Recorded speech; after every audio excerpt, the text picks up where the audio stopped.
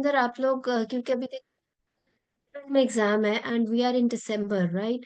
तो महीने काफी हैं आप लोगों के पास। आप हिस्ट्री एग्जामिनेशन इन्वेस्टिगेशन तो बड़ी अच्छी प्रिपेयर करके चले जाओगे, पर वहां जाके आपको इन पे मैनेजमेंट में प्रॉब्लम होगी। सो आज हम लास्ट हाफ एन आवर, जो second half of the lecture होगा, उसके अंदर मैं आपको एक दो सिनेरियोस दे दूंगी and I would like to see कि आप उसका आंसर किस तरह करते हो और उसको मैनेज कैसे करते हो, ठीक है? सो फर्स्ट हाफ में हम क्विकली, बिकॉज अभी 3-4 महीने हैं, कि अब इन इन 3-4 महीनों में how are you going to prepare for the exam, या आजकल के दिनों में ऐसा क्या करो कि जो आपको काम आए। क्योंकि जाहिर है मैं नहीं कहूंगी कि अभी 3-4 महीने हैं तो बहुत एग्रेसिवली लेके बैठ ही जाओ, ठीक है? तो यू कैन, बट एक चीज आपने जरूर करनी है, जैसे मैं हर क्लास में शायद कहती हूँ कि आज एंड पे जाके आपने ग्रुप स्टडी करनी है। और वो अगर फॉर एग्जांपल मार्च में के में या अर्ली अप्रैल में एग्जाम है, तो आप कर लो कि मिड फेब या एंड ऑफ फेब तक आपकी घर बैठ के तैयारी वाली चीज पूरी हो जानी चाहिए। So last 1 month should be given to the group study, right? आप लोग मेरा तो ख्याल है जितने ज्यादा लोगों को बेहतर होता है, अगर, लेकिन मिनिमम ऑफ 2 पीपल तो होने चाहिए, ताकि आप दो एक दूसरे को, एक बंदा प्रेजेंट कर रहा है तो दूसरा उससे सवाल कर रहा है और असेस कर रहा है, तो उसी से आपकी फिर होती है। लेकिन बिफोर फैब आपको घर बैठ के क्या करना है? आपने घर बैठ के पहले अपना होमवर्क कंप्लीट करना है before you go to the hospital. ऐसे ही हैपेजर्डली जाके या सिर्फ थ्योरी की किताबें या गाइडलाइंस वगैरह पढ़ के नहीं आप बेड साइड पे जाके खड़े हो सकते, ठीक है? आपने वही थ्योरी जो आप अब तक कर चुके हो, बिकॉज ऑब्वियसली जो भी टोक्स वगैरह का एग्जाम दे रहे हैं, उनका उनको थ्योरी पास हुई है तो दे रहे हैं ना, सो थ्योरी तो आप लोगों की क्लियर हुई भी है। तो ऑब्वियसली स्ट्रांग भी है, लेकिन वो जो थ्योरी आप कर चुके हो ना, उसको अब आपने अप्लाई करना है उस बेड साइड पे, जब जहां आपने जाके खड़े होना है पेशेंट के। और उसको अप्लाई कैसे करना है? मैं हर दफा कहती हूँ एक आसान तरीका बनाओ अपने लिए तैयारी का। We have several books available, हमारे पास बहुत अमेजिंग किस्म की बुक्स हैं जो ऑथर्स ने लिखी हुई हैं पार्ट 2 की प्रिपरेशन के लिए। उसमें ही सारे टॉपिक स्ट्रीमलाइन हुए हैं, कोई सी भी एक उठा लो, उसके इंडेक्स पे चले जाओ, उसके अंदर सारा आपको स्ट्रीमलाइन हुआ हुआ है कि ऑप्स के ये टॉपिक्स हैं और गायनी के ये टॉपिक्स हैं, ठीक है? उन टॉपिक्स को लेके हर एक के, मैं आपको कहती होती हूँ कि हिस्ट्री के पॉइंट्स लिखो, एग्जामिनेशन के पॉइंट्स लिखो, इन्वेस्टिगेशंस लिखो। क्योंकि एग्जाम में जब एकदम से एक पेशेंट आ जाएगी जिसको हाइपरटेंशन भी है, उसको अनीमिया भी है and she is unsure of dates also, तो जब ये तीनों चीजें मिल जाएंगी तो आपने एक बेसलाइन एंटीनेटल हिस्ट्री तो लेनी है, लेकिन उसके बाद आपने, you are not suppose to miss any point in history regarding hypertension और अनीमिया और अनश्योर ऑफ डेट्स। तो जब तक आपके फिंगर टिप्स पे वो सारे पॉइंट्स नहीं होंगे तो यू कैन नॉट, आप वहां पर उतनी फ्लुएंसी से नहीं पूछ सकते और आपका टाइम भी सेव नहीं होगा। फिर लोग कहते हैं कि ये 10 मिनट्स का एक स्टेशन कैसे हो गया, जब पूरी तीन चीजें एक पेशेंट में थी और हमने हिस्ट्री एग्जामिनेशन इन्वेस्टिगेशन की बात करनी थी, तो 10 मिनट्स में तो हमारी हिस्ट्री नहीं पूरी हो रही थी। हालांकि अगर आपकी प्रैक्टिस है और फिंगर टिप्स पे आपके है कि आपके पास अंश, आपके पास पीआईएच का पेशेंट है, तो आपने एग्जैक्ट क्या चीजें पूछनी है, तो आपके अगर वो फिंगर टिप्स पे है तो वो चीजें आपको, you are not going to take more than 3 और 4 मिनट्स इन द हिस्ट्री। उसके बाद आपके पास जो 5-6-8 मिनट बच जाते हैं, वो आपके लिए काफी होते हैं एग्जामिनेशन इन्वेस्टिगेशन की बात करने के लिए भी। तो आपके, बट उसके लिए आपके फिंगर टिप्स पे होना चाहिए। अगर फिंगर टिप्स पे नहीं है, ना सिर्फ टाइम वेस्ट होता है बल्कि you will miss many important things. जैसे आपको पीआईएच के अंदर देखो, बेसलाइन एंटीनेटल हिस्ट्री तो हमेशा फर्स्ट ईयर रेजिडेंसी से ही पता होती है, लेकिन उसके साथ पीआईएच की हिस्ट्री आपने जब अप्लाई करनी है तो definitely you you have to rule out. For example, I am just giving you an example, right? हम सारे टॉपिक्स की तो of course history examination investigation उस तरह नहीं कर सकते, लेकिन मैं आपको इसलिए एग्जांपल दे रही हूँ ताकि आपको एक आइडिया हो कि अगर मेडिकल डिजीज एंड प्रेगनेंसी है तो उसके अंदर आप क्या चीज मिस नहीं करोगे। सो बेसलाइन लेने के बाद, क्रॉनिक हाइपरटेंशन वगैरह रूल आउट करने के बाद, आपने जो पीआईएच की लेनी है उसमें प्रेजेंट सिम्टम्स, ठीक है, जैसे कि हेडेक, विजन और एडीमा और एपिगैस्ट्रिक पेन, ठीक है, ये सारी चीजें। उसके बाद आपका प्रेजेंट सिम्टम्स के बाद अभी क्या treatment for area, is it controlled और नॉट कंट्रोल्ड, और possible complications that could have happened to her because of this, जिसके अंदर आपको भी पता है कि एक्लेम्शिया भी है, सेरेब्रल हेमरेज और वो सारा कुछ भी है। और मदर को और फीटस को क्या पॉसिबल कॉम्प्लिकेशंस हो सकती हैं, जिसमें ग्रोथ रिस्ट्रिक्शन है, वो सारा कुछ, अब्रप्शन, आईयूटी, उसकी हिस्ट्री क्विकली आपने वो 2-4 पॉइंट्स। उसके बाद कॉज क्या हुई इसकी हाइपरटेंशन की, क्या वो किडनी डिजीज की पेशेंट है, क्या वो एपीएलएस की पेशेंट है, क्या वो थ्रोम्बोफिलिया की पेशेंट है, क्या वो क्रॉनिक किसी और डिजीज की, वो जो हमारे पास एक लिस्ट ऑफ रिस्क फैक्टर्स है, जिसके अंदर इवन फैमिली हिस्ट्री भी है कि बहन में या मदर में पीआईएच की हिस्ट्री तो नहीं रही। So end of course teen age और अर्ली एज प्रेगनेंसी और वो सारा कुछ। तो ये सारा कुछ आपका ये हिस्ट्री में, यानी कि 2-3 पार्ट्स में आपने पीआईएच को कवर कर दिया, जिसके अंदर प्रेजेंट सिम्टम्स भी हो गए, उसके अंदर आपका ट्रीटमेंट जब वो ले रही है, पॉसिबल कॉम्प्लिकेशंस हिस्ट्री से रिलेटेड, यानी कि कहीं मदर को एब्रप्शन, सेरेब्रल हेमरेज या एक्लेम्पशिया वाली तो नहीं, और पॉसिबल फीटल कॉम्प्लिकेशंस जिसमें आप ग्रोथ रिस्ट्रिक्शन की हिस्ट्री और वो सारी पूछोगे। और उसके बाद आप उसको why she you know why she got the this PIH, is it because of the family history or is it because of the chronic renal disease or anything else like that? ठीक है। सो ये सारी आपने जब history ले लोगे, तो उसके बाद आप तो इस तरीके से you are not going to miss anything. लेकिन ये सिर्फ तब पॉसिबल है जब आपने फिंगर टिप्स पे ये चीजें याद की होगी, क्योंकि एग्जाम सिनेरियो में जाके तो at times it is not possible to to remain in senses and to correlate things. ठीक है। अच्छा, अब इस पेशेंट के अंदर मैंने एग्जांपल दिया आपको कि पीआईएच भी है, इसके अंदर एनीमिया भी है, इसके अंदर शॉर्ट वो भी है, अनश्योर ऑफ डेट्स भी है। तो जब आपने एनीमिया, बिकॉज आप कोई भी चीज मिस नहीं कर रहे ना, आपने जब पीआईएच की भी ले ली, एनीमिया के अंदर भी आपने कंप्लीटली जब एक चीज फिंगर टिप्स पे की भी है कि प्रेजेंट सिम्टम्स उसके क्या है, how are you going to differentiate these present symptoms from the present symptoms of a cardiac disease. ठीक है। कार्डियक डिजीज और एनीमिया के सिम्टम्स ओवरलैप करते हैं, लेकिन अच्छी हिस्ट्री में ये चीज भी रूल आउट होती है। और फिर why is she having this anemia? Is it because she never took any medicine, or is she because she is not having diet, or she is a vegetarian, or is it because she is having excessive loss? तो इस तरीके से आपने anaemia को, और third part of the anaemia history is the impact of this anaemia on her quality of life. कि जैसे कि उसको इतनी सेवियर शॉर्टनेस ऑफ ब्रेथ है कि she can not even get up and go to the kitchen, etcetera etcetera. तो आपने इस चीज, तो ये इन 3 पार्ट्स में एनीमिया की हिस्ट्री कवर करनी है, और फिर अनश्योर ऑफ डेट्स। सो अगर एक पेशेंट के अंदर आपको मल्टीपल प्रॉब्लम्स भी मिल रही हैं, तो you are covering each and everything, and how beautifully you are covering it. This you can only do अगर आपने ये घर में बैठ के होमवर्क किया हुआ है।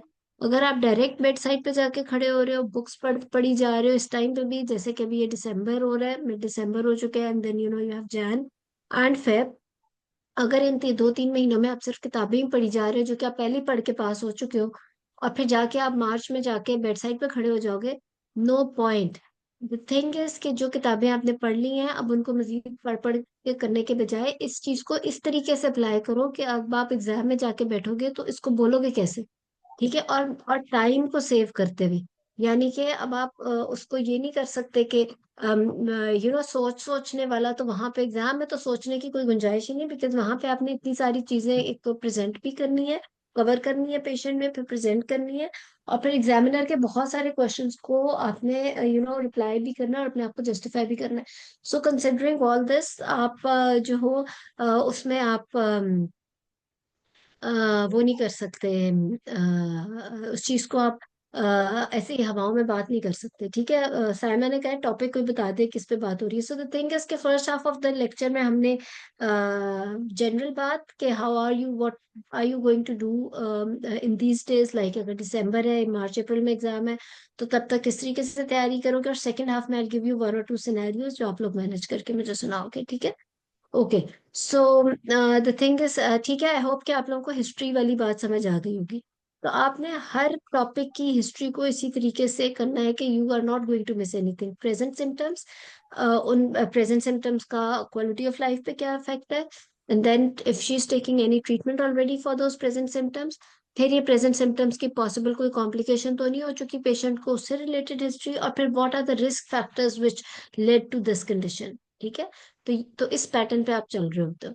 और इसी तरह आप गायनी के अंदर तो शायद इतनी लंबी हिस्ट्री नहीं होती, but again you can not miss anything. अगर आपकी ब्लीडिंग के साथ पेशेंट है, तो आपने उसको ज़ाहिर है कंपेयर करना शुरू करते हो with the normal menstrual cycle, और फिर अब कि why are you calling it an abnormal cycle in this particular patient, right. तो उसको आप नॉर्मल से कंपेयर करके जब उसका एबनॉर्मल वाला पैटर्न बताते हो, और उसके बाद ऑफ कोर्स उसका इम्प्लीकेशन ऑन द लाइफ, और उसके बाद उसका कि what probably is the cause for that bleeding. तो इस तरीके से आप लेके चलते हो, और उसके साथ जितनी भी एसोसिएटेड और बातें हैं, फॉर एग्जांपल मैथ्स है तो फिर मैथ्स की एक अलग हिस्ट्री।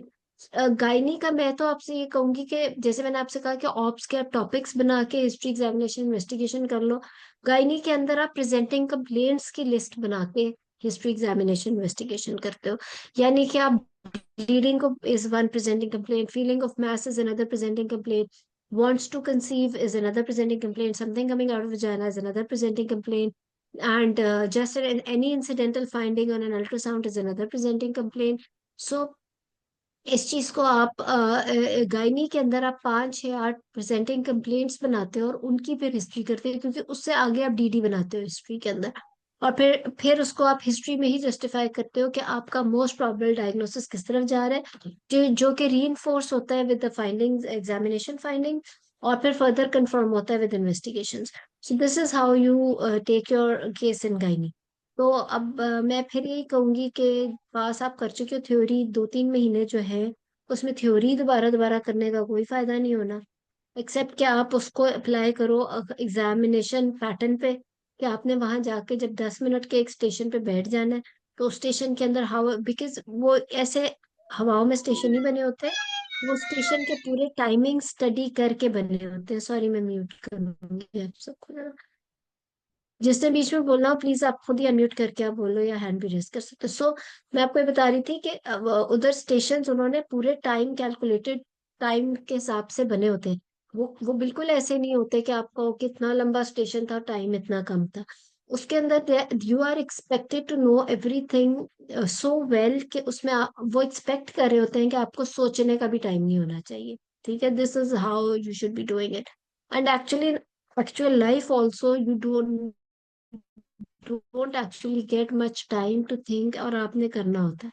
सो examination, general physical, obstetrical examination या गायनी का भी, उसके अंदर तो कोई माफी नहीं है, क्योंकि वो हर एक को आता है। ठीक है ना, वो हर एक, everyone is so fluent in this when you're doing obstetrical examination. Obstetrical examination is one examination जो कि सिर्फ obstetrician ही कर सकता है। सो उसके अंदर तो माफी की कोई गुंजाइश ही नहीं।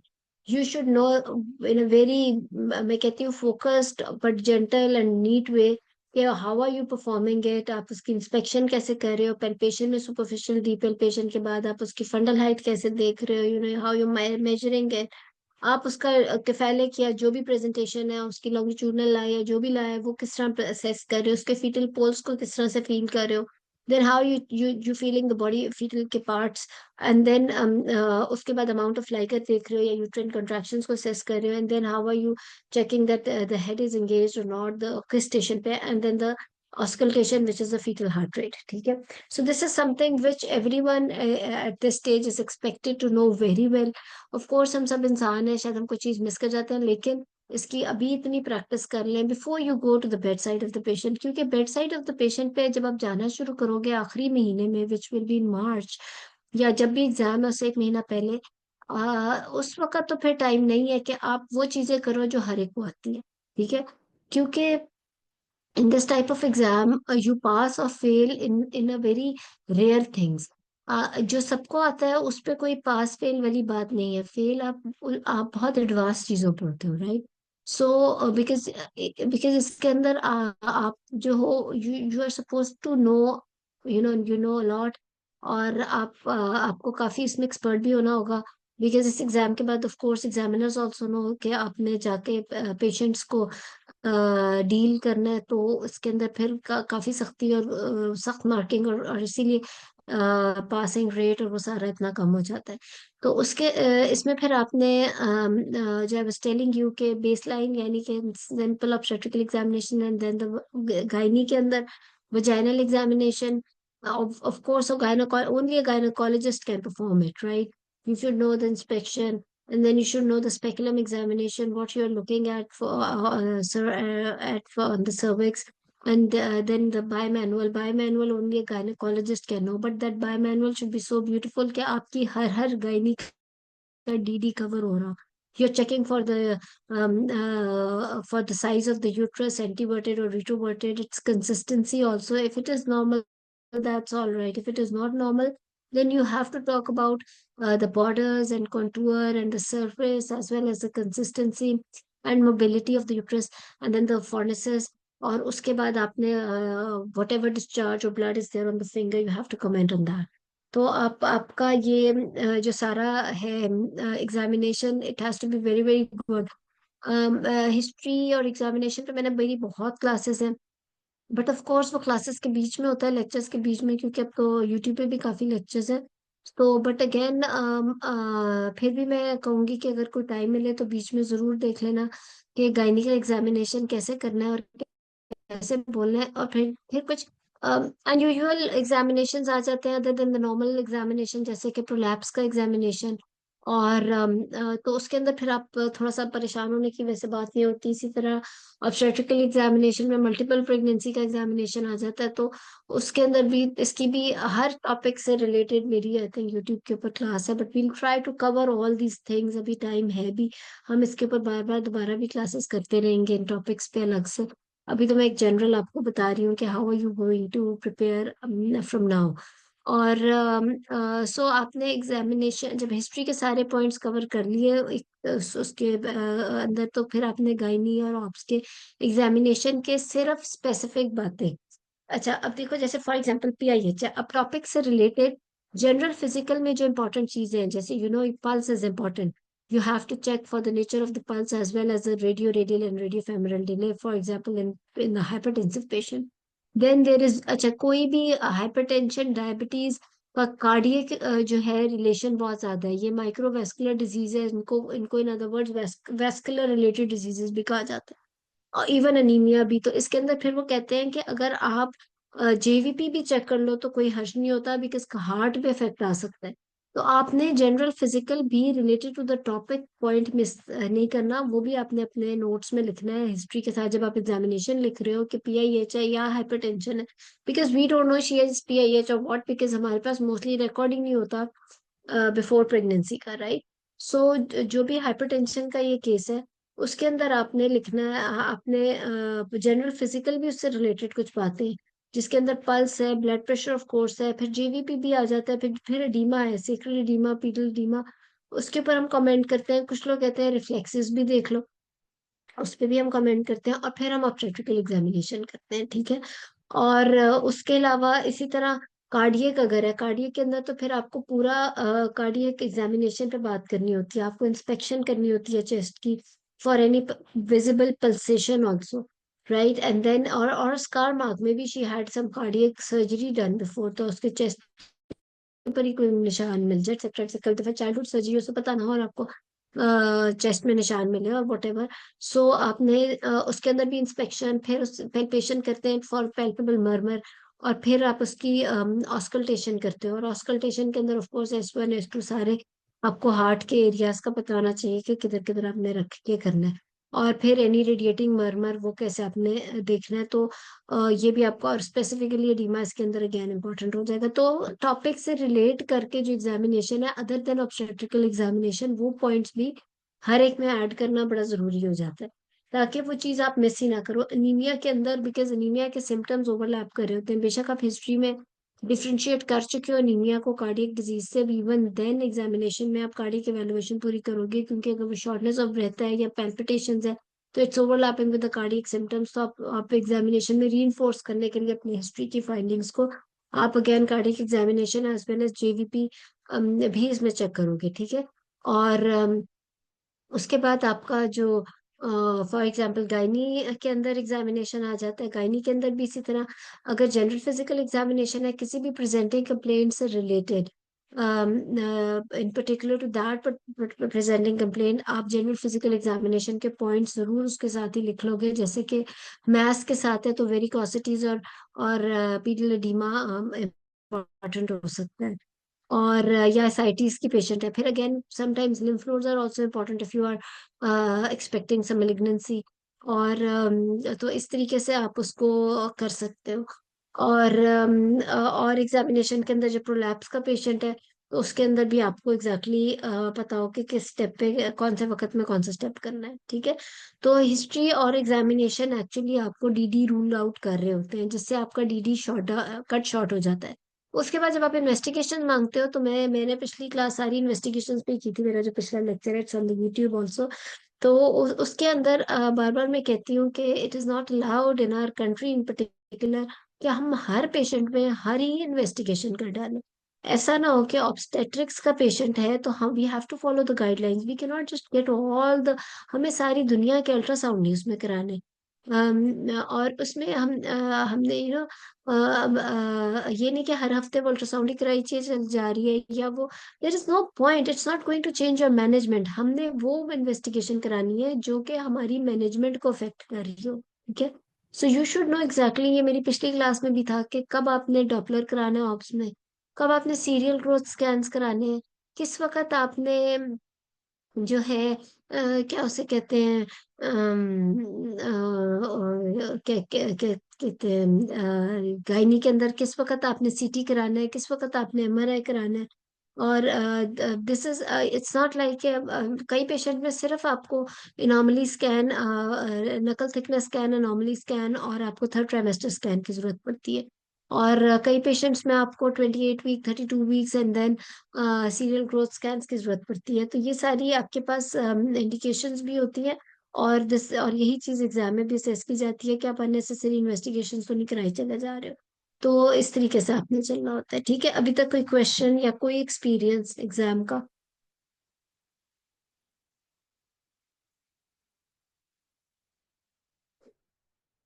जी, ठीक है। होप के समझ आ रही है कि इस टाइम पे अब what are you going to do now. सिर्फ किताबें या गाइडलाइन या टॉक वगैरह पढ़ने का कोई फायदा नहीं होना।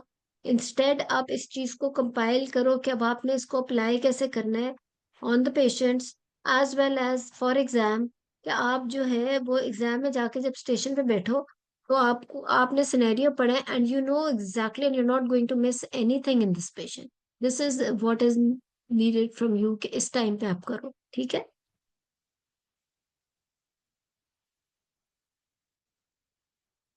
कोई क्वेश्चन? मैम ब्रेस्ट एग्जामिनेशन जो है वो उसको सिटिंग पोजीशन में भी करवा सकते हैं पेशेंट को? और देखो, कुछ एग्जामिनेशन हैं जो हर तरह से ठीक है। आप सिटिंग पोजीशन में भी कर सकते हो, आप लाइंग डाउन पोजीशन में भी कर सकते हो। इसी तरह प्रोलैप्स का एग्जामिनेशन आप उसका नॉर्मल सुपाइन में भी करके कर सकते हो, आप उसको लेफ्ट लैटरल करके भी कर सकते हो, ठीक है ना। सो कुछ एग्जामिनेशन हैं जो हर तरह से, it's that you just need to perform it properly. और पेशेंट की कन्वीनियंस, ये ना हो कि पेशेंट लेट चुका है तो बार फिर उठा रहे हो फिर लिटा रहे हो।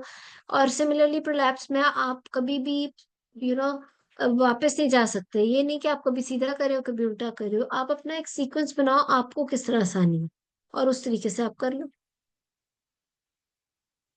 बल्कि ब्रेस्ट एग्जामिनेशन सिटिंग में ज्यादा बेहतर समझा जाता है बिकॉज उसके अंदर आप उसको साइडवेज हैंड रखवा के when you are doing the inspection तो आप वो भी चेक कर रहे होते हो ताकि कोई पकड़िंग ऑफ स्किन और वो सारा कुछ ना हो, ठीक है। लेकिन अगर आपकी पेशेंट लेट चुकी है और या नहीं बैठना चाह रही है, आप लेट के उसका जनरल फिजिकल एग्जामिनेशन कर रहे हो, तो फिर उठना बिठाने का वो ज्यादा करने की जरूरत नहीं होती, आप उस तरह भी कर सकते हो,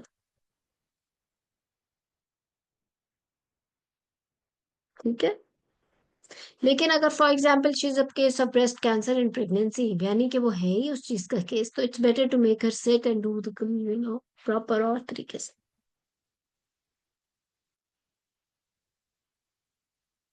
किसी ने कहा कि अगर एग्जामिनेशन में किसी पेशेंट को बहुत सिवियर पेन हो गायनी में तो क्या करें।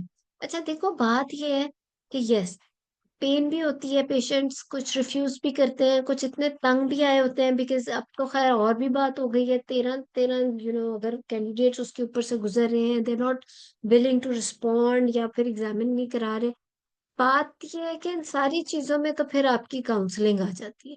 How are you going to convince her. Pain के लिए तो मुझे मुझे तो ये लगता है कि पेन आप सेटल कर सकते हो पेशेंट की। क्या हम वार्ड में या अपने ओपीडी में कॉपर्टीज नहीं रखते, उसके अंदर तो हम इंटीरियर लिप भी पकड़ के रखते हैं। हमने पेशेंट को काउंसल किया होता है ना, इसीलिए तो वो करा, मतलब वो उस वक्त आई थिंक एग्जामिनेशन की उतनी एक्सट्रीम पेन नहीं होगी जितना कि सर्विक्स को पकड़ के करने का काम हो रहा है। तो करने को तो आप हर चीज है, लेकिन एग्जाम में आप एग्जामिनेशन स्किप नहीं कर सकते। You have to do the examination, if you not able to find your examination findings how are you going to give your viva? आप वाइवा कैसे करोगे? बिकॉज आपको तो एग्जाम, मैंने कहा हिस्ट्री में हम डीडी लेके चल रहे हैं और मोस्ट प्रोबेबल डायग्नोसिस तक लेके जा रहे हैं। तो और एग्जामिनेशन हमारे उस मोस्ट प्रोबेबल डायग्नोसिस को और रिकन्फर्म रीअश्योर करेगा कि ये हम ठीक लाइन पे लगे हुए।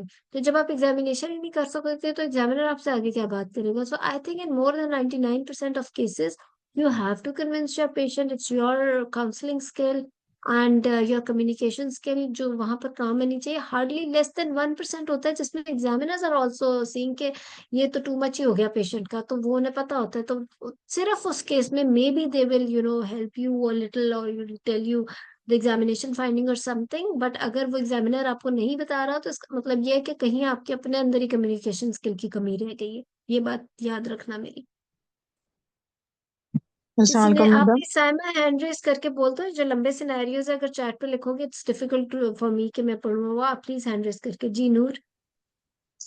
मैडम जैसे आपने बताया कि मतलब डिफरेंट सिनेरियोज होते हैं, जैसे मेरा एक पेशेंट था, उसको एनीमिया था, वो ट्विन थी और पीआईएच था, एग्जाम में आया था। हम्म। हम्म। एनीमिया की इटसेल्फ इतनी बड़ी हिस्ट्री है। फिर उधर मैंने कुछ सवाल ट्विन के किए, मेरा अनीमिया की टाइम बिल्कुल बड़ी सारा हिस्ट्री हिस्ट्री में नहीं है चला अगर गया आपने और फिंगर टिप्स डेफिनेशन पे पहुंची, याद किया। वही टाइम पूरा हो गया। Exactly exactly। इसलिए टाइम पूरा हो गया नूर का क्योंकि बहुत सारी चीजें आ गई। Excuse me. और आपस की बात है, ट्विन को तो हमेशा अनीमिया होगा ही। और ट्विन कभी एक ट्विन बन के नहीं आएगी। ट्विन के साथ मल्टीपल चीजें अटैच होंगी क्योंकि multiple pregnancy is not simple pregnancy. उसके साथ अनीमिया भी हो गया, उसके साथ जरूर कोई शुगर या कोई और मसाइल भी अटैच होते हैं। और देन प्रीटर्म, एक्सक्यूज मी। तो ट्विन का तो वैसे भी आपका, लेकिन इस सारे केस में अगर आपकी फिंगर टिप्स पे होगा ना, और ये सिर्फ नोट्स बनाने से फिंगर टिप्स पे नहीं होगा। मैं आपसे क्यों कह रही हूँ, अभी दिसंबर का महीना है, आपकी काम करो। उसके बाद आपको डेली, शायद फेब के एंड तक, every day you have to get up maybe 1 hour before the normal time. आपको ये पूरे नोट्स रिवाइज करने एवरी डे। यानी कोई हजारों बार जब आप ये रिवाइज कर चुके होगे तो आपके फिंगर टिप्स पे होगा कि मैंने पीआईएच में ये चीज नहीं छोड़नी। क्योंकि एग्जाम में जब आप बैठे होते हो अ, आपको वो चीजें तभी खुद ब खुद आती हैं जब वो चीजें आपको बहुत ही ज्यादा बार आपने की। Once you are done with your these notes ही मैं तो कहूंगी, उसके बाद आपने यही नोट्स डेली रिवाइज करने हैं till the day of your exam. फिर ही आपको ये चीजें काम आएंगी। ठीक है। मैम मॉडिफाइड लिथोटमी और लिथोटमी पोजीशन के दरमियान डिफरेंस बता दें। अच्छा, ये जितनी पोजीशंस है ना गायनी की, ये इतनी इंपॉर्टेंट है। Lithotomy, I don't know about modified lithotomy frankly. ये अभी कोई गूगल पे देख ले, हम सबको ही बता दें क्या है। लिथोटमी है, देन बहुत सारी और पोजीशंस हैं। ट्रिंडेलेनबर्ग है, लोएल डेविस है। और एक्सक्यूज मी, ये जो लेफ्ट लैटरल पोजीशन होती है और उसकी जो मॉडिफाइड फॉर्म होती है जिसमें हम फिस्टुला का एग्जामिनेशन करते हैं। ये कोई 6-8 पोजीशंस हैं। प्लीज इन सब की डेफिनेशंस और इनके कॉन्सेप्ट्स लेके जो गूगल पे सारी पिक्चर्स खुल जाती है। वो सारा आपको इसलिए पता होना चाहिए क्योंकि ये एमसीक्यू में भी वैसे आता है। देख ले कोई मॉडिफाइड लिथोटमी में, पे मुझे भी बता दे। ठीक है, चलो गुड। सो बिल्कुल ये सब क्वेश्चंस होते हैं और ये इम्पोर्टेंट भी बहुत है। मैं चैट पे देख लेती हूँ अगर कोई और क्वेश्चन है। ओके। सो अब मैं, मेरा ख्याल है अब आई होप कि आपको पता चल गया मेरा। This is not an easy thing. ये जो मैं आपको नोट्स की बात बता रही हूँ ना, सो दैट यू, इसमें काफी टाइम भी लग जाता है। और इसको बहुत प्रॉपर तरीके से भी करना क्योंकि बस एक दफा आपके बन जाएंगे और फिर आपने डेली यही रिवाइज करना है। और आप देखना एग्जाम में जब जाओगे तो ये चीज आपको कितनी हेल्प करेगी। ठीक है, अच्छा। सो अब हम करेंगे क्या उसे कहते हैं, मैं आपको एक दो सिनेरियोस देती हूँ तो आप मुझे प्लीज वो फिर बताओगे। ठीक है, एक एक करके सिनेरियोस मैंने बड़े आसान देने हैं आपको। ठहरो, मैं खुद भी जरा देख लूंगी मॉडिफाइड मेथड में होती भी है या नहीं।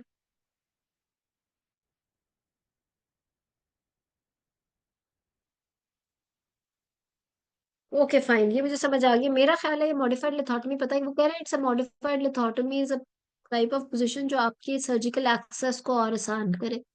एक तो लिथोटमी पोजीशन होती है जो डिलीवरी वाली पोजीशन होती है, एक modified lithotomy. For example you performing D and C in a patient, आपने पोस्टीरियर वॉल पे सिम्स डालना है, आपको पेशेंट के बटक्स कोई 1-2 inches edge of the table से बाहर को चाहिए, यानी कि आप, आई होप यू अंडरस्टैंड कि अगर ये आपका एज ऑफ टेबल है, ठीक है, इससे जैसे ये पेशेंट है, ठीक है, तो आपको थोड़े से एज ऑफ टेबल से आगे चाहिए, ठीक है, सो दैट आपका सिम्स जब आप डालो पोस्टीरियर वॉल पे तो वो टेबल को ना टकराए, ठीक है, तो इट्स वेरी इजी। मुझे तो यही समझ आ रही है। ठीक। So I think modified lithotomy is the lithotomy which actually makes your surgical access easy. ठीक है, so I will give you scenario. Ma'am पहला मैं आपको नीमिया का सिनेरियो दूंगी, कौन वॉलंटियर करेगा? बड़ा आसान सिनेरियो है। Kulsoom, right, very good. और नाजिश भी, चलो नाजिश को भी दे दूंगी, कलसूम को भी दे दूंगी। पहले किसने? कलसूम ने, तो चलो नाजिश आपको मैं देती हूँ। So patient is there, she is primary gravida and she's at 30 weeks of gestation with 8 hemoglobin. How will you manage her? Manage in a way कि आपने डायरेक्ट इसकी ट्रीटमेंट बोलनी है। जी Nazish. Ma'am and patient is having iron deficiency anaemia. Okay 8 weeks पे she is having, 30 weeks पे iron deficiency anaemia and her haemoglobin is 8। Okay. First of all, I will counsel my patient regarding the diagnosis that she is having high risk pregnancy with iron deficiency, moderate iron deficiency anemia. And I will explain the fetal-maternal risk associated with it. And maternal risks are the risk of PH, preeclampsia, infection, risk of APH and PPH, and the fetal risks of preterm delivery and IUGR, late onset IUGR, and risk of cognitive impairments, failure to thrive in the after birth. After that, I will tell her about the lifestyle modifications, including her for iron-rich diet and taking. I will deworm her and with the tablet Vormox 100 mg to stat, and then 1 BD for 3 days, and after that I will, as I have already confirmed about the compliance. First of all, I will give her the trial of oral iron. I will give her therapeutic iron 100 mg, 200 mg BD, and then I will give her tablet Ibrid folic, and for 3 weeks, and then I will repeat her hemoglobin after 3 weeks, and if she is not compliant, and or she has any malabsorption problem, or if she has any socioeconomic social problems, then I will give her iron sucrose, and I will give her 2 injections Venofer IV in 100 ml normal saline stat. ठीक है, good. And ठीक है नाजिश, बहुत अच्छा, your concept is very good. But आपने ना बताया भी ठीक है, मतलब अब बात ये है कि आपने जो बताया ना उस पे शायद आपके 60% आ जाए, मतलब वो भी मैंने कहा कि शायद। और मैंने अभी इसी क्लास में आपको कहा है कि इस एग्जाम में आम बातें करने से तो पास पास मैं पास फेल की बात कर रही हूँ। पास ही आप तब होगे जब आपने एक्स्ट्रा ऑर्डिनरी बात करनी है, क्योंकि अगर आप आम बातों से पास होते तो रिजल्ट, मेरा ख्याल है कुछ 70% तो रिजल्ट होता पासिंग, हमारा तो इतना कम पासिंग रेट है। क्योंकि आपने कोई बहुत एक्स्ट्रा ऑर्डिनरी बात करनी है तो, बिकॉज ये अनीमिया वो चीज है जो हर एग्जाम में आएगा, जो हर आप हम सब इसको हर रोज देखते हैं, राइट, बिकॉज हमारे तो कंट्री में अनीमिया इज एवरीवेयर। तो इसलिए अब ये अनीमिया के स्टेशन को बिल्कुल इजी नहीं लेना, इसमें you have to perform extraordinarily better, because आपको इतना अच्छा परफॉर्म करना है तो शायद पास हो जाओ। आपने, you have told everything, but मैंने कहा शायद पास हो जाओ। देखो आपको मैंने कहा primary gravida at 30 weeks, right, and she is here with 8 HP and I have told you that she is having iron deficiency anaemia. आपका कॉन्सेप्ट बिल्कुल ठीक है, यू ट्रीटेड हर वेल, इसलिए मैंने शायद फिर भी आपको पास किया। बट द थिंग इज के इसके अंदर आपको एक, how are you telling your answer has to be very short, because आपके पास वहां पे 10 मिनट है खाली, उसमें सिर्फ ये सिनेरियो नहीं है, उसमें तो पूरी हिस्ट्री एग्जामिनेशन पे बात हो चुकी है, और आपने इसको इतना ब्यूटीफुली बताना है कि अच्छा, दूसरी चीज ये कि आपने अनीमिया में स्टार्ट ही हाई रिस्क प्रेगनेंसी से किया, सो वहीं से थोड़ा सा आपका नेगेटिव मार्क हो गया। हाई रिस्क प्रेगनेंसी वो प्रेगनेंसी होती है जिसमें कोई ऐसा फैक्टर मदर के अंदर हो जो बच्चे के अंदर आगे जाके आईयूडी कर सकता हो, राइट, जैसे कि हाइपरटेंशन, जैसे कि आईयूजीआर, प्लेसेंटल इनसफिशिएंसी, या इस तरह की चीजें, बट या diabetes etcetera. Anaemia is one thing which does not cause IUD in the baby, जो बच्चे के लिए बहुत इतना कोई खतरनाक नहीं होता। अगर इतना खतरनाक होता तो हमारे मुल्क का आईयूडी रेट तो पता नहीं कितना ज्यादा होता, राइट। सो अनीमिया के अंदर मदर को फिर भी इफेक्ट आ सकता है, वो भी पीपीएच की सूरत में, वरना अनीमिया को इतनी खतरनाक, बल्कि अनीमिक मदर्स के तो बच्चे इतने बड़े बड़े साइज के पैदा होते हैं, ये जो हमारी इग्नोरेंट पॉपुलेशन है सारी, तो ये है। और इनके बच्चे, हमें पता है सरकारी अस्पतालों में कि जो ये बच्चे माशाल्लाह पैदा होते हैं, they are very very healthy, और उन औरतों के तो बच्चे घरों में भी इतने अच्छे पैदा हो रहे होते हैं। सो इसको अनीमिया को आप इस तरीके से, you can not start it that it's a high risk pregnancy. Yes, it can lead to a very high risk factor for mother, because अगर वो ऑलरेडी एनीमिक है और वो डिलीवर हो जाती है, और वो पीपीएच में जाने का चांस ज्यादा है, और of course morbidity mortality mother से रिलेटेड है। तो वो चीज, अच्छा, the rest you were okay, चलो आपने इसलिए वो चीजें कवर की कि आपको नहीं पता कि हमने हिस्ट्री में बात कर ली हुई है या नहीं की। बट अगर इस तरह का सिनेरियो है and you are sitting in your exam, और 30 वीक्स पे है, और आपके पास टाइम भी कम है, तो अगर आप एक देखो कंप्लीट, अगर आपने आंसर देना, तो आप कहोगे my patient is at 30 weeks and she is having iron deficiency anaemia, I have 10 more weeks left in her pregnancy, right.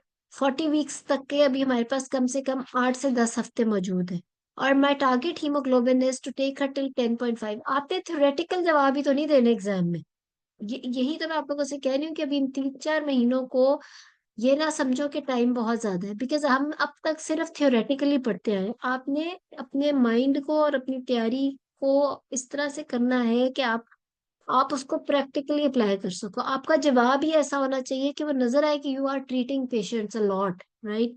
So that is exactly what we are thinking when we are standing in our ward, और we are treating any patient anywhere, कि हमारा target क्या है HB का। 8 HB है मेरा target, 10.5 at least रखना है थर्ड ट्राइमेस्टर में, राइट। तो पेशेंट के पास कितना टाइम है, शी इज एट 30 वीक्स, अगर यही पेशेंट 37 वीक्स पे होती तो मेरी तो ऑफ कोर्स मेरे पास कितना कम टाइम था उसको ट्रीट करने के लिए। She is at 30 weeks, my target hemoglobin is 10.5, and I have 10 more weeks in the pregnancy. So I will check if she is taking oral medication already. Well and good. It means कि oral तो उसको absorb नहीं हो रही. If she's already on oral medication and she's well compliant with them, तो फिर मैं इसको IV iron दूंगी. If she's not taking any oral iron, तो फिर I will start with oral iron, जैसे नाजिश ने की। यानी कि जब आप ओरल आयरन की बात कर रहे हो तो वजह तो बताओ कि why oral iron, because you have plenty of time left in the pregnancy. 10.5 at least आपने रखनी है एचबी, तो आपकी जवाब से ही समझ आ जाए, क्योंकि वहां पर टाइम नहीं है इतना, 10 मिनट है। एग्जामिनर बार बार के पास शायद इतना भी टाइम ना बचे कि वो आपसे पूछे कि why you selected oral iron and why not IV iron. Excuse me. आप ये कहो कि I have already checked she never tried oral iron. If she was taking oral iron already, then I would have started, और I would have given her IV iron. ठीक है, oral iron तो effect नहीं की, probably absorption का ही कोई मसला था जो ओरल आयरन इफेक्ट नहीं की। 8 एचबी कम है मेरे लिए 30 वीक्स पे, मैंने 10.5 पे रखना है, तो फिर मैं आईवी दे देती। बट अगर ओरल आयरन कभी ली नहीं, because oral iron and IV iron have the same effect after 2 or 3 weeks of usage. It is इसका इट्स इसकी एफिशिएंसी एफिकेसी इसकी सेम है मेडिसिन की, और आप ओरल दो या आईवी दो। हाँ, ओरल में ये बात आ जाती है कि एब्जॉर्प्शन हो जाए। अगर एक पेशेंट पहले ही ओरल मेडिसिन लेती रही है और उसकी एब्जॉर्प्शन नहीं हुई, तो इसका मतलब है उसका एचबी नहीं बढ़ा with taking good oral iron. तो इसका मतलब ये है कि उसकी एब्जॉर्प्शन में कई मसला है, तो डेफिनेटली फिर ट्रीटमेंट में आप वही चीज तो नहीं दोबारा दोबारा रिपीट करोगे, इंस्टेड आप उसका आईवी दोगे। अगर एक पेशेंट है जो कि नीमिक आ गई है और उसने ओरल आयरन नहीं ली, पहले रूल आउट करो कि क्यों नहीं ली। क्या वो अफोर्ड नहीं कर सकती थी, या वो कंप्लाइंट ही नहीं थी, या वो उसको नोजिया या कुछ ऐसे प्रॉब्लम्स होते थे उसके साथ। तो अगर वो कंप्लायंट नहीं है या वो अफोर्ड नहीं कर सकती, तो of course oral is better than IV, यानी उसने नहीं ली तो उसके लिए अरेंजमेंट होके अगर वो ओरल ले सकती है, and make sure that she should be compliant with oral iron. And instead of repeating hemoglobin after 3 weeks, I would like to repeat after 10 days. Reticulocyte count हम कराते नहीं है, थ्योरी के लिए ठीक है, लेकिन it's an expensive और rare sort of an investigation. तो हम सिर्फ 10 दिन के बाद ही HB रिपीट करके हमें पता चल जाता है कि whether patient is compliant or not, right? If she's not compliant, then after 10 days you can instead के 3 हफ्ते के बाद वो 8 से 7 या 6 HB करके आ जाए, ठीक है? सो आपने ठीक है डीवर्म कर दिया, that's all right, but again इतना टाइम नहीं होता, या तो पेशेंट है ही वर्म इन्फेस्टेशन की, डायग्नोसिस ही वर्म इन्फेस्टेशन है, फिर तो आप उसकी डोजेस बोलो। अदरवाइज आप सिर्फ ये भी कह सकते हो कि मैंने उसे डीवर्म कर दिया, आगे चलेंगे, ठीक है? So and then so she is at 30 weeks, you have 10 more weeks to go, and your target HB is 10.5. My patient is having iron deficiency anemia. I've checked, she has not been compliant with the oral medicines, or she has never taken oral medication. So I will prescribe her with BD, oral iron, right? Because anemic है तो उसमें absorption भी ज्यादा होगी, receptor। आपके जवाब में जो है ना आपके concepts, because anemia is all about concepts, and anemia in pregnancy की treatment ही तब है if you have good concepts। तो आपने सो BD आयरन मैं इसको दूंगी, 10 days के बाद I will repeat HB and will check if she has been compliant with the medication or not. अगर HB बढ़ी है तो I continue BD iron for another 2 or 3 weeks, और फिर मैं HB रिपीट करूंगी। अगर वो मेरी रिक्वायर्ड HB जितना आ गया तो मैं BD से ओरल आयरन कर दूंगी, OD आयरन कर दूंगी, ठीक है? Similarly if patient was already on oral iron तो आप कहोगे कि my patient is at 30 weeks of gestation, her HB is 8, she has 10 more weeks to go, iron deficiency anemia is there, and her HB is 8 despite taking oral medicines regularly. I will deworm her and I will prescribe her IV iron, and then we'll check hemoglobin after 10 days. And if it's increasing, then I will continue in the same way and she'll continue taking oral iron and etc. If she has, if for example she was at 30, चलो वो हम आगे मैं अगला scenario देती हूँ, ठीक है नाजिश? अब समझ आ गया आपको जवाब देना? जी मैम, थैंक यू। सो आपको अपने स्टेटमेंट बनानी है आंसर्स की। आपको सिर्फ मैं बार बार बता रही हूँ कि सिर्फ थ्योरी और किताबें नहीं है, आपको अपना पूरा का पूरा एक तरह से चेंज करना है, बिकॉज अब 10-10 मिनट के स्टेशन है। आपकी जो आंसर की पूरी स्टेटमेंट है ना, वो ही आपका कॉन्सेप्ट भी दिखाए, आपका आपकी अप्रोच भी दिखाए, और आप आपका टारगेट बताए आप क्या करना चाह रहे हो और व्हाई यू डूइंग इट, ठीक है? If the same patient is there at 37 weeks of gestation with 8 hemoglobin,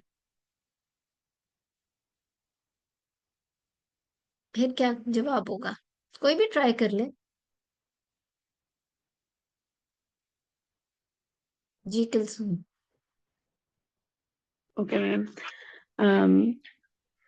I will counsel my patient regarding that she is having a 37-week pregnancy with moderate anemia, and I will counsel her regarding the fetal-maternal complications due to anemia, and I will counsel her regarding lifestyle modification. I will counsel her regarding take diet rich in the iron, and I will arrange, as she's at 37 week, I will optimize her hemoglobin by giving Paxil volume. I will arrange 2 PCV and transfuse her, and keep arrange 2 PCV by the hand, and transfuse her and ठीक है, चलो good. और कोई? नाजिश ने भी हाथ खड़ा किया। जी नाजिश। मैम, अगर if my patient is symptomatic, and then I will immediately transfuse her 2 Paxil volumes. But if she's not symptomatic, then I will transfuse her 1 Paxil volume followed by iron infusions on alternate days. ठीक है, देखो बात ये है कि आपने सिर्फ जवाब नहीं बोला, मैं यही आप लोगों को समझाना चाह रही हूँ। आपने रीजन बोलनी है। आप बोलोगे कि my patient is at 37 weeks of gestation, she can go in labor any time after this, and she has only 3 more weeks to reach 40 weeks. She's at 8 HP, my target is to keep at above 10 at least, right? इस situation में she is having symptomatic, asymptomatic की बात आपने अच्छी की, चलो asymptomatic ही अभी हम कर रहे हैं। So she is having 8 HP, my target is to keep her at 10 and all the times, right? So सबसे पहले तो I will give her 1 Paxil ठीक है, एक पैक्सल और एक मैं इन हैंड रखूंगी, क्योंकि अगर वो लेबर में चली, बहुत ज्यादा ब्लड नहीं लगाना कुलसुम, आप 2 ब्लड, मैं तो इस चीज के बिल्कुल फेवर में नहीं हूँ। एक ब्लड लगा के आप एक कहवा का रेंज रखो, अगर वो लेबर में चली जाती है तो आप ड्यूरिंग लेबर भी लगा सकते हो। अगर वो नहीं जाती तो एक पैक्सल लगाओ, उसके बाद आप उसको आईवी आयरन दे दो। मैंने ओरल आयरन की यहाँ जिक्र ही नहीं किया, ये भी चेक नहीं किया कि क्या वो ओरल आयरन लेती रही या नहीं लेती रही, क्योंकि 37 वीक्स पे किसी हिट एंड ट्रायल का मेरे पास टाइम नहीं है। अगर मैं उसे 8 पे एक ब्लड लगा रही हूँ तो उसकी एचपी 8.8 से 9 हो जानी चाहिए, उसके ऊपर मैं उसे आईवी आयरन दूंगी। अगर मैंने उसे ओरल पे भेज दिया तो 2 हफ्ते बाद वो आएगी तो फिर 8 करके आ जाएगी, राइट? क्योंकि what if she is not compliant, what if absorption doesn't occur etcetera etcetera, तो हिट एंड ट्रायल वाला तो काम करना ही नहीं 37 वीक्स पे, राइट? तो आपने यही बोलना है कि 37 वीक्स पे 3 more weeks to go and also she can go in labour any time. I will transfuse her with 1 packed cell volume and will keep one in hand all the times, that if she goes in labor, then during labor, I can transfuse her with 1 Paxil. However, after transfusing 1 Paxil, I can give her IV iron and discharge her and can repeat HP after 10 days. And her HP should be above 10 at least, and will continue her with the oral iron till she goes in labor. So this is how you'll do it. और एक साथ 2 blood लगा देना तो बिल्कुल भी नहीं ठीक, ठीक है ना? मैडम, जी। अगर पेशेंट में कोई रिस्क फैक्टर नहीं है और शी इज नॉट सिम्टोमेटिक, तो क्या हम सिंगल डोज इस वक्त 37 पे सिंगल डोज आईवी आयरन का बोल सकते हैं, अगर कोई रिस्क फैक्टर हमें नहीं, नजर नहीं आ रहा? क्योंकि 37 वीक्स पे 8 HP पे अगर आप सिर्फ आईवी आयरन देते हो और ब्लड भी नहीं दे रहे हो, and she goes in labour for example on the very next week और the day, if she goes in labour, IV iron तो अब 2 हफ्तों के बाद एक्ट करेगी। 8 HP पे आपका पेशेंट लेबर में चला गया तो 2 ब्लड आप लगा रहे हो, तो it's not good intrapartum, right? It's ये बिल्कुल अच्छा नहीं है ना कि आप 8 HP पे पे ले आए हो पेशेंट को, हालांकि वो पहले भी आपके पास आई थी with low HP। So if she is there at 37 weeks with 8 HP, don't do hit and trial. आप उसके अंदर एक डेफिनेटिव चीज करो ताकि एटलीस्ट 9 HP और 1 पैक्सल इन हैंड रखा हुआ है, और आईवी आयरन भी लगा दो। और इफ नॉट तो फिर आप उसको खाली आईवी आयरन पे भी नहीं कर सकते,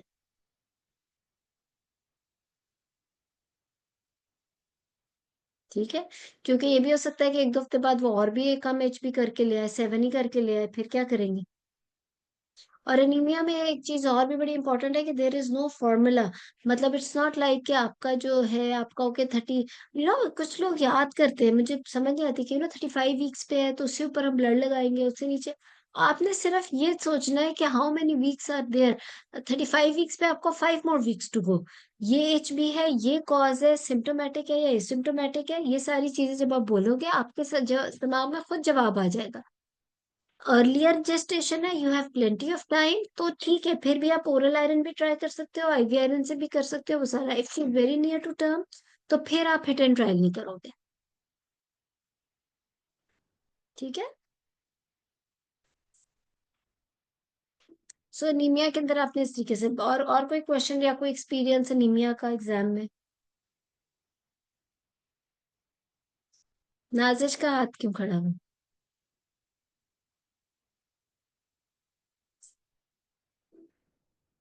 जी, ठीक है। तो अब आपने जब अनीमिया का की ट्रीटमेंट का जवाब देना है तो आपने इसी तरह देना है कि जिस तरह मैंने आपको बताया। अच्छा, अगला कोई सिनेरियो देती हूँ। अभी इतना मुश्किल नहीं देती क्योंकि क्लास खत्म होने वाली है। आप चलो गायनी से रिलेटेड कर लेते हैं। Patient is there, she is 36 years of age, and she is having heavy menstrual bleeding because of multiple fibroids which are there in ultrasound. So what will you offer her?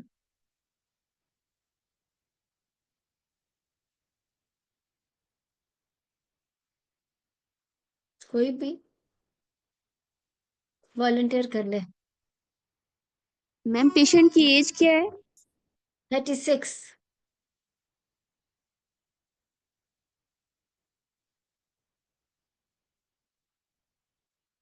अच्छा सवाल पूछा नूर ने, parity. She is para 3, her family is complete.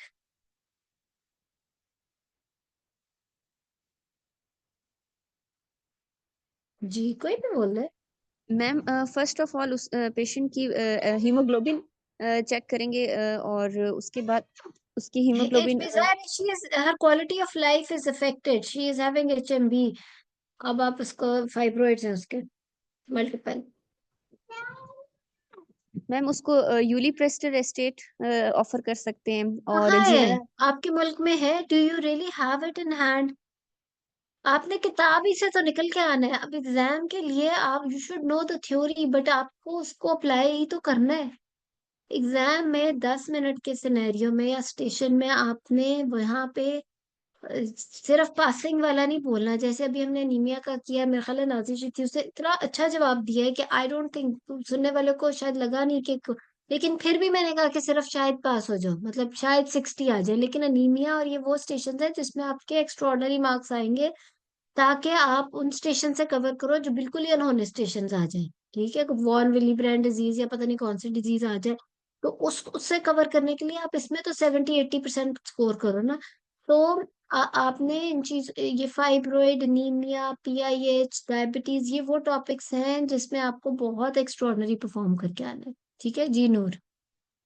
Ma'am, first of all, I will counsel my patient regarding the diagnosis as she is having the multiple fibroid.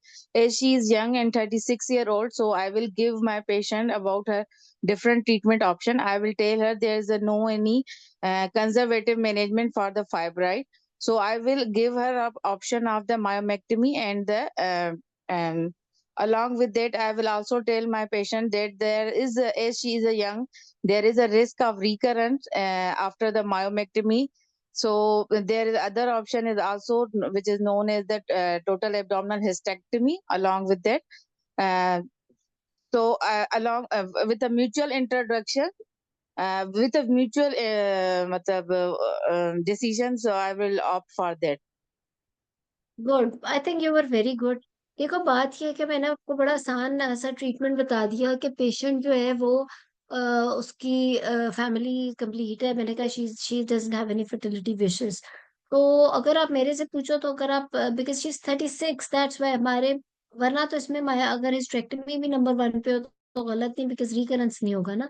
36 के ऊपर अगर हम multiple fibroids में माइमेक्टमी करते हैं तो देयर इज अ चांस कि वो जो 42 ईयर की हो या मे बी 45 की फिर HMB के साथ आ जाए, फिर फाइब्रोइड्स बन जाए। तो उस वक्त आफ्टर प्रीवियस वन सर्जरी, एक माइमेक्टमी के बाद इवन हिस्टेक्टमी भी काफी मुश्किल हो सकती है, considering gut injury and all और फिर मॉर्बिडिटी। तो अगर वो 36 की और फैमिली कंप्लीट है तो उसमें अगर आप हिस्टेक्टमी भी ऑफर कर रहे हो तो ये कोई गलत ऑप्शन नहीं है। हाउएवर अगर आप इस हमारे कल्चर के मुताबिक, या इफ यू कैन जस्टिफाई कि चलो she is young and I want कि थोड़ा सा उसका वेरिएंट रिजर्व, लेकिन फिर भी अगर मेरे से पूछो तो मैं तो इस तरह का जवाब भी दे सकती हूँ देने को बहुत ही अच्छा समझूंगी कि although she is 36 but her family is complete, तो I will explain to her risk of recurrence associated with myomectomy only and will offer her hysterectomy. Number 1 पे हिस्टेक्टमी और नंबर 2 पे माइमेक्टमी। लेकिन चलो if you are saying that she is 36 तो आप उसको भी जैसे हमें भी सानिया ने जवाब दिया, सो यस हम उस तरीके से भी लेके चल सकते हैं कि बिल्कुल हम, लेकिन of course surgical option worse और फिर वो होगा। If there is patient with single fibroid and she is 45 with HMB, what will you do? Ma'am, family complete. Ma'am फिर तो हिस्टेक्टमी 45 इयर्स पे। 45 में फैमिली कंप्लीट हो या ना हो, आपने क्या करना है? हाँ, तो मैडम हिस्टेक्टमी इज बेटर क्योंकि आप उसे देखो 45 के अंदर भी मैंने सिंगल फाइब्रॉइड दिया। हम एज गायनेकोलॉजिस्ट सिंगल फाइब्रॉइड में यूट्राइन आर्टरी एम्बोलाइजेशन को सिंगल में ज्यादा मानते हैं। तो आप उसमें बिल्कुल ऑफर कर सकते हो कि if she wants to conserve her uterus, single fibroid है, 45 है, तो आई थिंक आप फिर नंबर 1 पे यूट्राइन आर्टरी एम्बोलाइजेशन भी बोल सकते हो if she wants to conserve her uterus. लेकिन इस केस में भी मैं तो नंबर 1 पे हिस्टेक्टमी रखूंगी 45 पे। मैम 36 इयर्स वाला जो आपने सिनेरियो बताया था उसमें हम यूट्राइन आर्टरी एम्बोलाइजेशन का ऑप्शन ऑफर कर सकते हैं पेशेंट को अगर देखो वो मल्टीपल अपनी फाइब्रॉइड्स है ऑफर। देखो यूट्राइन आर्टरी एम्बोलाइजेशन जो है ना, आपने जब बोलना है उसके अंदर आपने 2-3 चीजें का ख्याल रखना है। देखो जो पेशेंट वांट्स टू कंसीव, जो फर्टिलिटी जिसकी विशेज हैं, उसके अंदर आप नंबर 1 पे यूट्राइन आर्टरी एम्बोलाइजेशन नहीं बोल सकते, क्योंकि we don't have any authentic और वेरी गुड एविडेंस, या अभी तक कोई ऐसी गाइडलाइन नहीं है जिसमें वो कहें कि यूट्राइन आर्टरी एम्बोलाइजेशन के बाद fertility is like very good और 100%। इंस्टेड मायोमेक्टमी के बाद है सो द थिंग इज के फर्टिलिटी वाले में अगर यूट्राइन आर्टरी एम्बोलाइजेशन का हो तो उसमें इनफर्टिलिटी की ट्रीटमेंट नहीं है। दूसरी चीज ये कि उसके अंदर आपका जब यूट्राइन ब्लड सप्लाई का मसला होता है तो ऑब्स्टेट्रिक्स में आगे जाके डॉपलर में बच्चे की blood supply as well as growth restrictions की बहुत सारी स्टडीज है। फर्टिलिटी वाले में तो माइमेक्टमी ठीक है। अगर इसी तरह यंग एज में अगर मल्टीपल फाइब्रॉइड्स में uterine because uterine artery embolisation हमारी कंट्री में इज नॉट अवेलेबल एवरीवेयर, जहां अवेलेबल है इट्स एक्सपेंसिव। पहले पेशेंट यूट्राइन आर्टरी एम्बोलाइजेशन कराए उसके बाद माइमेक्टमी या वो सर्जरी करा रहा हो वो भी गलत है। सो मल्टीपल फाइब्रॉइड्स में यूट्राइन आर्टरी एम्बोलाइजेशन का success is not that good जितना कि वो सिंगल फाइब्रॉइड में। तो अगर आप बोलोगे भी तो मेरा ख्याल है कि नंबर वन पे मल्टीपल फाइब्रॉइड्स में यंगर एज ग्रुप में जैसे 30s में नंबर वन में आप माइमेक्टमी और नंबर टू में यूट्राइन आर्टरी एम्बोलाइजेशन बोल सकते हो। अगर यंगर एज ग्रुप में सिंगल फाइब्रॉइड है फैमिली कंप्लीट है उसमें फिर आप number one uterine artery embolisation बोल सकते हो। अगर if she is above 40 and family is complete but yes fibroid तो फिर उसके अंदर नंबर वन पे हिस्टेरेक्टमी बोल सकते हो। अगर उसने नहीं इतना मेजर सर्जरी की तरफ जाना फिर आप यूट्राइन आर्टरी एम्बोलाइजेशन बोल सकते हो विद सिंगल फाइब्रॉइड। तो इसको आप इस तरीके से कैटेगराइज कर लो अपना। मैम इसमें मल्टीपल फाइब्रॉइड में हम जीएनआरएच एनालॉग नहीं देंगे? नहीं, GnRH analog is not a treatment for fibroid, it's just a temporary treatment. तो नहीं, वो टेम्परेरली उसका साइज श्रिंक करेगा। The moment you will stop GnRH analogs, the size will increase again. तो मैम It जी it it can be given to reduce blood loss intraoperatively. Pre-operatively आप ये दे सकते हो to reduce the blood loss. Otherwise GnRH analog का कोई role नहीं है फाइब्रॉइड की मैम ट्रीटमेंट में। जैसे 36 की है हम जीएनआरएच एनालॉग दे के माइमेक्टमी कर दें फिर? क्यों देखे? माइमेक्टमी becomes very difficult after you give GnRH analogs. आपने हमेशा सिनेरियो में सोचना है एग्जाम में भी कि आप अपने डिपार्टमेंट में क्या करते हो। Always remember whatever you are doing in your department is absolutely correct. क्या आप GnRH एनालॉग्स देते हो प्री ऑपरेटिवली माइमेक्टमी से पहले? नहीं देते। This is a wrong decision, क्योंकि GnRH एनालॉग्स एक तो एक्सपेंसिव, दूसरा उनके साइड इफेक्ट्स फीमेल के ऊपर, तीसरा उसको देने के बाद surgery becomes very difficult. Okay ma'am ma'am. फिर हम ये एग्जाम में नहीं बोलते तो फिर मतलब एग्जामिनर्स आपको ये ये पता होना चाहिए कि आपने एग्जाम में GnRH एनालॉग कब बोलना है। आपने GnRH एनालॉग सिर्फ वहां जिक्र करना है फाइब्रॉइड में जब एग्जामिनर आपसे कहे कि what measures will you take to reduce blood supply during surgery. उसमें आप कहोगे कि my measures for reducing blood supply intraoperatively start preoperatively. And there is an option कि अगर मैं प्री ऑपरेटिवली GnRH एनालॉग दे दूंगी तो सर्जरी में मेरे ब्लीडिंग कम होगी, लेकिन at the same time surgery becomes more difficult because fibroid की जो शक्ल है वो GnRH एनालॉग से ऐसी हो जाती है कि प्लेन्स उस तरह के नहीं रहते। जो आपको प्लेन ऑफ क्लीवेज मिलता है यूट्रस और फाइब्रॉइड की लेयर के बीच में इतना प्यारा सा जिससे माइमेक्टमी कंप्लीट होती है, वो नहीं रहता। और उससे आपको नहीं पता होगा कि आप वॉल डैमेज कर रहे हो या एंडोमेट्रियम डैमेज कर रहे हो या फाइब्रॉइड को निकाल रहे हो। ठीक है। सो GnRH एनालॉग हम अपनी नॉर्मल लाइफ में इसीलिए यूज नहीं करते गायनोकोलॉजिस्ट, क्योंकि it is not a good injection to give to a young female. ठीक है।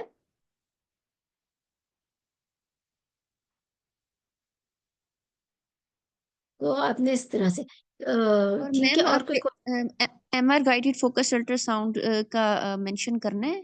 You should no. देखो बात ये वाली बात है, एग्जामिनर जब खुद करे रिसेंट एडवांसेस को लेके इसका मतलब है आपका वाइवा बहुत अच्छा हो चुका है। तो ये चीजें आपको उस टाइम के लिए पता होनी चाहिए। बट जो शुरू की बातें हैं ना जिसमें आपने पास होना है, वो बातें हैं जो प्रैक्टिकल बातें हैं, वो कोई थ्योरी की बातें नहीं है। ये मेरी बात याद रखना।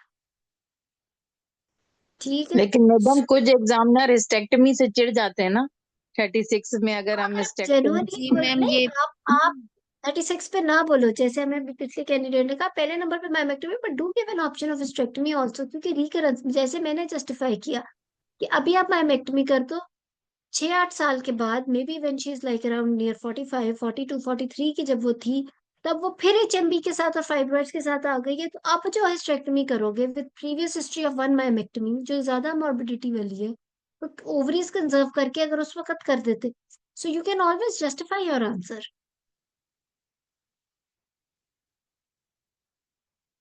ठीक है। तो आपको अपने आंसर को जस्टिफाई करना आना चाहिए।